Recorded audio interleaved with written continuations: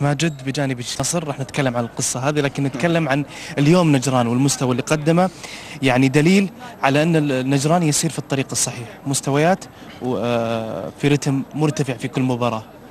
بسم الله الرحمن الرحيم. أول شيء بقول الحمد لله رب العالمين. نتيجة بتوقع تكون عادلة للطرفين بحسب مجريات المباراة. بنقول الحمد لله رب العالمين، اخذنا اللي بدنا اياه. شوف لك شغله، احنا كنا مفكرين انه ما نخسر، اهم شيء بهاي المباراه انه ما نخسر. بعد فوزنا على الاهلي، بتعرف اي فريق يعني عم يفوز على رابع متاهل على ربع نهائي اسيا ومقدم مستوى كثير كبير، تربح علي نصف نهائي وتربح علي 2-0 اداء ونتيجه، اكيد راح تكون المباراه الثانيه كثير صعبه عليك، خصوصا انه مع نادي النصر مثل ما بنعرف نادي النصر فريق كبير عم تلعب بارضه بين جمهوره. شوف مع انه نتائجه ما كثير كويسه، نادي النصر دائما معه جماهير. بالشوط الثاني قدر يتفوق علينا، انا بتوقع بمؤازره جمهوره. بنقول الحمد لله رب العالمين، النتيجه اهم شيء، قدرنا نحصل اللي بدنا اياه اللي هي نتيجه التعادل. قلنا نحن قبل ما ندخل المباراه انه اهم شيء ما نخسر بهي المباراه، والحمد لله رب العالمين ما خسرنا. المدرب يتش يقول أنا أهم شيء عندي دائما أعطي للاعبين فكرة أنه أنا ما أبغى نقطة، أبغى 3 نقاط.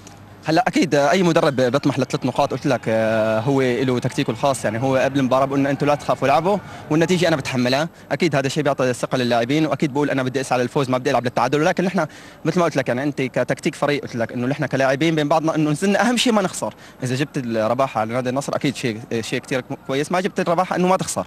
من قبل المباراة كنت مع صالح القميش وأيضا مع المدرب، وقبل شوي الكابتن حسن مع الزميل ماجد تويجري يعيد نفس الموضوع أنه فوزنا على الأهلي لم يكن بالصدفة. يمكن هذا الموضوع مضايقكم أنه يقول فاز نجران على الأهلي بالصدفة؟ لا اكيد بجوز اللي شافوا المباراه فزنا بتوقع اداء ونتيجه من اجمل المباريات، روحنا كثير فرص مع الاهلي، ممكن كانت نتيجه تكون اكبر من هيك. اكيد هاي الشيء اعطتنا حافز كثير كبير.